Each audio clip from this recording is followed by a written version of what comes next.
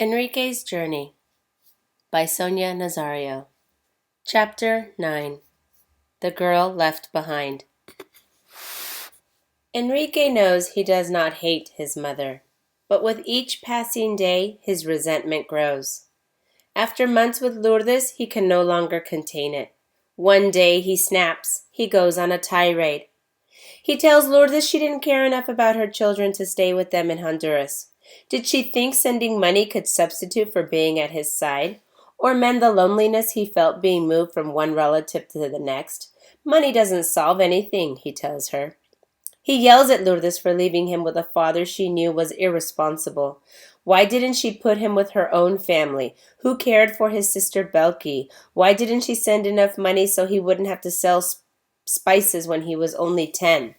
How could I ask you for anything, he tells Lourdes. I would go a year without talking to you. He accuses her of playing favorites, of sending Belki money to cover tuition at a private school her aunt sent her to.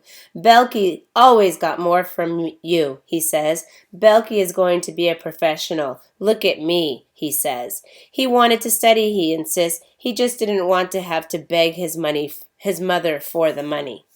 Nothing, he tells her, was gained by their long separation. People come here to prosper. You have nothing here. What have you accomplished? He is on a roll. He is so mad. He wants to hurt her feelings. If she had stayed in Honduras, he shouts, he would have turned out better. I wouldn't be this way if I had 2 parents.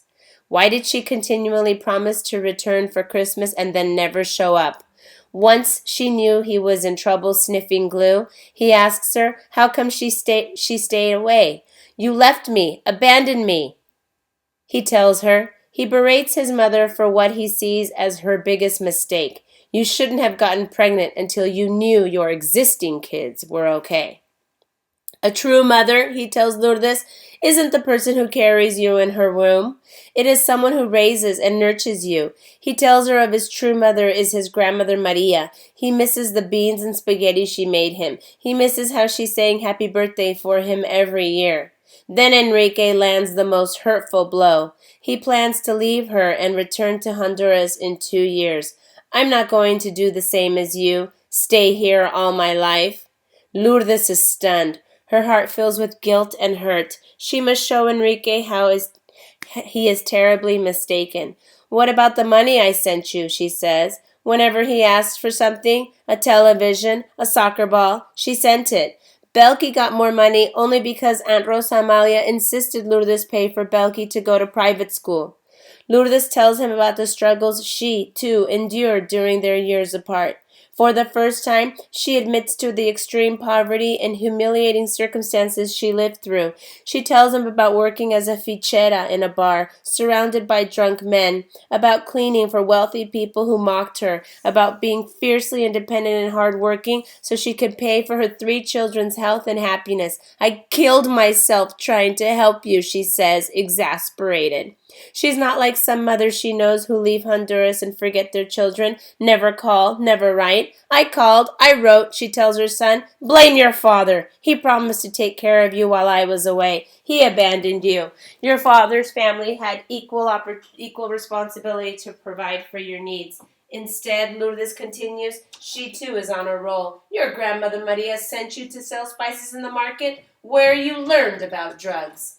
You are what you are because you didn't want to study, she says. It's not my fault. I wanted you to study. You preferred to be on drugs. Had she sent more money, Lourdes tells Enrique, he would have just spent it on drugs. Lourdes thinks of how her own mother couldn't provide enough food for her children. At the age of 8, Lourdes sought out odd jobs. A neighbor gave her clothes to wash in the river twice a week. When she was 9, her mother dispatched her and Rosa Amalia, then 10, to work as live-in maids. Lourdes had to quit elementary school. When she was 14, her mother sent her to live with her brother Marco in southern Honduras. My mother is sacred to me. I thank her for the little she did for us, Lourdes says. She tells him he is an ungrateful brat. She says God will punish him for the way he is acting. Someday, she adds, your daughter will treat you the way you now treat me. Shut up! Leave me in peace, he yells. Day after day they argue. Enrique loves to contradict his mother, to set her off, even when he knows she is right. He thinks it is terribly funny to see her get mad. At dinner, he burps loudly and doesn't excuse himself. He slams doors and blasts music. He talks over her to annoy her. He leaves his clothes and shoes strewn about the living room and doesn't bother helping clear his place after dinner. When he goes out at night, he refuses to tell Lourdes where. For Enrique, alcohol is an escape from the fights. Almost all of the men on his paint crew, depressed to be away from their home countries, are big drinkers. From Thursday through Sunday in the evenings, he goes to a local bar with a dark, low-slung ceiling, 4 pool tables, a long bar, and a jukebox that plays Latino music. He starts going to a discotheque and spending money on drinks and lap dances. After going out, Enrique doesn't have enough money to pay Lourdes his share of the bills. He isn't sending as much money to Maria Isabel and their baby as he could. Most of the time, he goes to bed at 1 a.m. drunk and gets up at 6 a.m. for work. Enrique is breaking a promise he made to himself to leave his addictions behind once he crossed into the United States, but he feels abnormal. It's as if he were crawling out of his skin if he isn't drunk or high. At least he's not sniffing glue. Enrique maintains one ritual. Each Sunday, he telephones Maria Isabel in Honduras. She waits for his call at the home of one of Lourdes' cousins. When she answers the telephone, she is so overcome with emotion she cannot speak. Maria Isabel, say something, anything, Enrique pleads.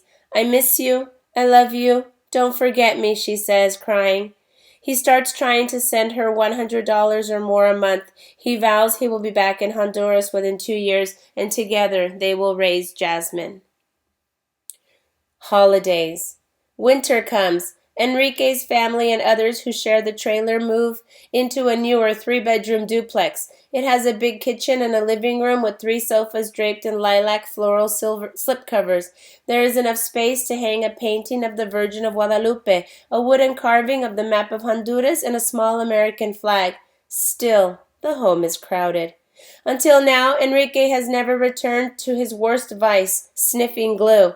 A few days before Christmas, beer and marijuana are no longer enough. He ends the workday by pouring a little paint thinner into an empty soda can, hoping to get high off the fumes. He brings the can home. He does the same the next night. The thinner doesn't give him as good a high as Honduran glue, but it's handy.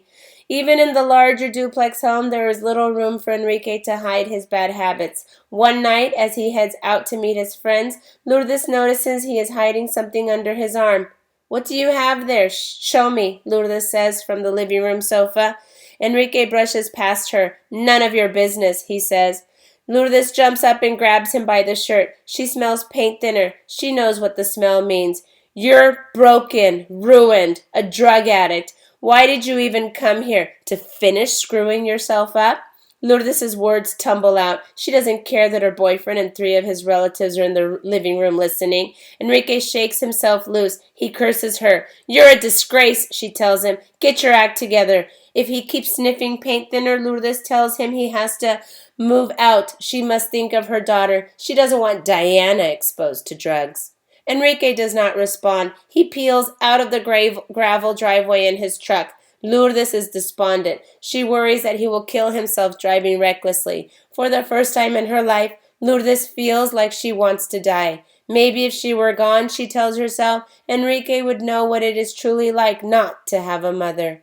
Enrique knows that his body cannot withstand the paint thinner. Each time he inhales the fumes, the left side of his head, where he took the worst of the beating on top of the train, aches badly. His left eyelid, which still droops slightly from the assault, pulses and twitches. He has excruciating pain when he turns his head. He stops sniffing. He stops sniffing because his mother wants him to, he insists. He is doing it for himself.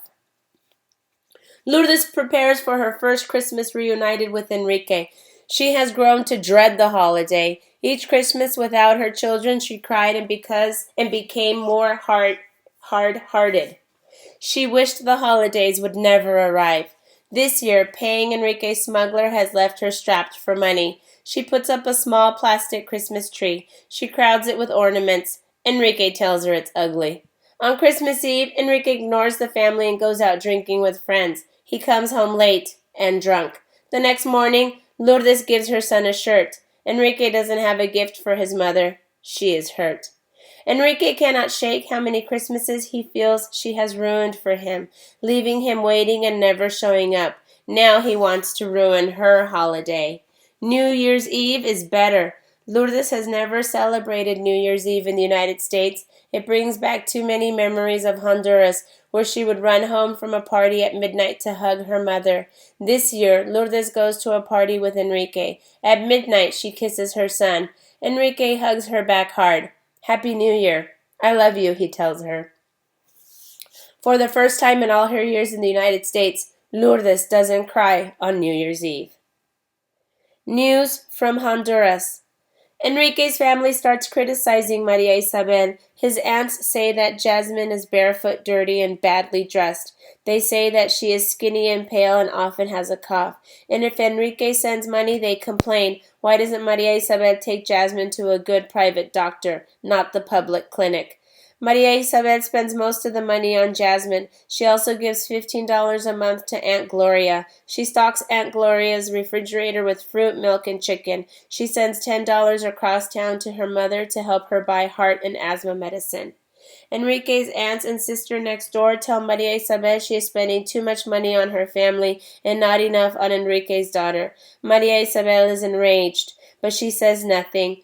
Maria Isabel has spent most of her life deprived of decent clothing. Can't she buy a dress or splurge $2.50 to get her hair dyed? She cannot live with her Aunt Gloria without giving her some help too. She is grateful for the little Enrique sends. Still, it is not enough. Enrique's Aunt Miriam is angry she doesn't have enough income to feed her 3 children well or send them to school, while at the same time all of Enrique's money is going to the girl next door. She sends him a letter about Maria Isabel. She reports simply that Maria Isabel isn't being a good mother and is misspending his money. On the phone, he scolds Maria Isabel. If you don't take good care of that girl, I will have to ask my family to take her away from you. For a moment, Maria Isabel is silent. Then her voice turns stiff. No one takes my daughter away from me. Maria Isabel has come to hate Enrique's family. One day, after too many criticisms from them, she offers up Jasmine. Here she is. Take her. You can raise her. Let Enrique send money to you, she yells over to Enrique's family. If the dollars are causing you to make all these allegations, keep the damn dollars. She decides to move away from them and return to her mother's tiny wooden hut, which clings to a mountainside in a neighborhood called Los Tubos. The mud trail up to the hut is so steep that Maria Isabel has to grab the roots of a large rubber tree to climb up to the hut's door. 9 people sleep inside. While Maria Isabel is at work, both her mother, Eva, and her younger sister will help care for Jasmine, who is now 1.5 years old. She does not give Enrique's family an address where she can be reached. Maria Isabel's family, among the poorest in Los Tubos, eats twice a day. They have no refrigerator. They cook on two small burners. All that has kept disaster away has been Maria Isabel's oldest sister, who sends money from Texas, where she lives. Most children in the neighborhood don't go on to junior high because reaching the nearest school requires a bus fare. Men work as bricklayers, women clean houses in wealthy neighborhoods. Still, Maria Isabel's life gets better. 6 days a week at 11 a.m., Maria Isabel sets out for a new job at a children's clothing store at the mall Multiplaza downtown. There, salesgirls ask Maria Isabel to fetch shoes for a certain style and size from the back of the store. She shoves the box through a small opening in the wall. The light-filled mall, where Tegucigalpa's wealthy shop, has beige marble floors, potted palms, air conditioning, and glass elevators. She gets home at 10 p.m. The job pays $120 a month. Jasmine plays with her dolls and gives them baths. She chases her grandmother's black and white chicks, making them scurry across the kitchen floor.